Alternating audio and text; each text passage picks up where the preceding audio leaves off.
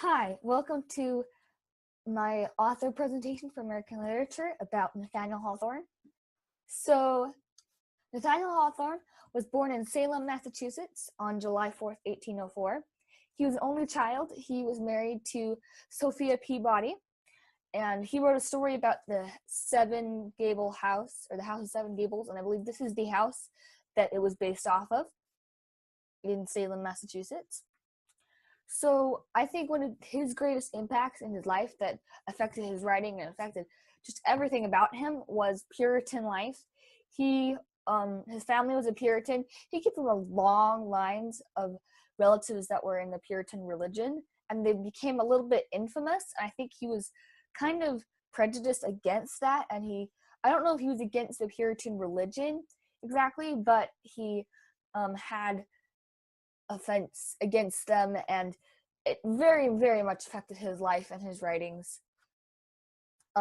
He had a lot of relatives like judges and stuff that were known for being very strict and very Puritan and kind of mean sometimes, and I think he didn't really like that so much. In fact, he wanted to separate himself from his family. So his original family name was Hawthorne without the W. So let me get out my drawer here.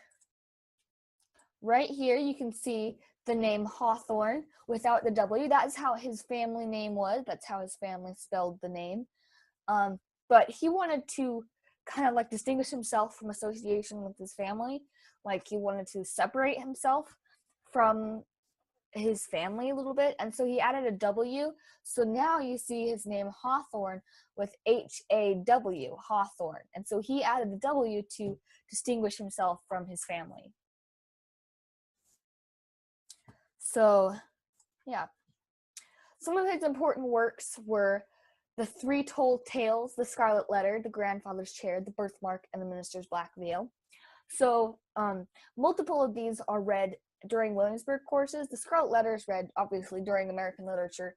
The Birthmark and the Minister's Black Veil, you read those in honors writing class at Williamsburg, which used to be called Writing A and B, but it's changed the name now. So there are multiple stories that we study, and they're all very important stories, and I'm going to talk about one of them, the Scarlet Letter. So I talked about earlier how the Puritan religion impacted his writing, and I definitely think this is true. For example, in the Scarlet Letter, Puritans are told about. There's hidden secrets hinted at both in the Scarlet Letter and in multiple of its other stories.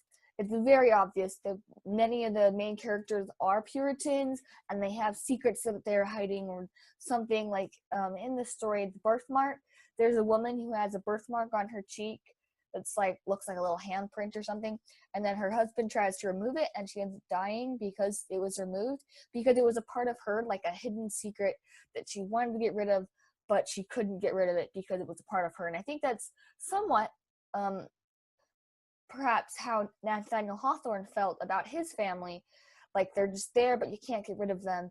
And there's many other examples in multiple of his writings where secrets are hidden and Puritans are involved. So his writing, his life, and his family very much impacted his writing.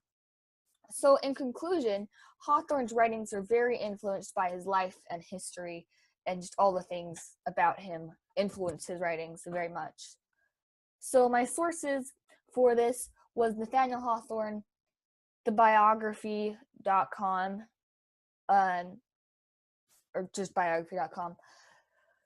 And my other source is the Honors Writing B Williamsburg course. So in Writing B, you read Nathaniel Hawthorne's stories, and we talked a lot about Puritans, and that's where I got some of my main ideas from. Was from that class. They inspired me to write in more detail about this for this presentation. So thank you to those sources, and I hope you enjoyed my presentation. Also, one more thing. So when I submit my assignment,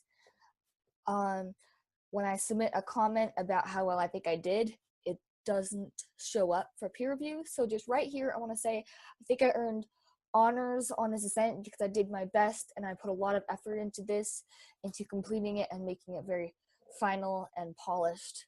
So I believe I got honors on this assignment. That's all. Bye.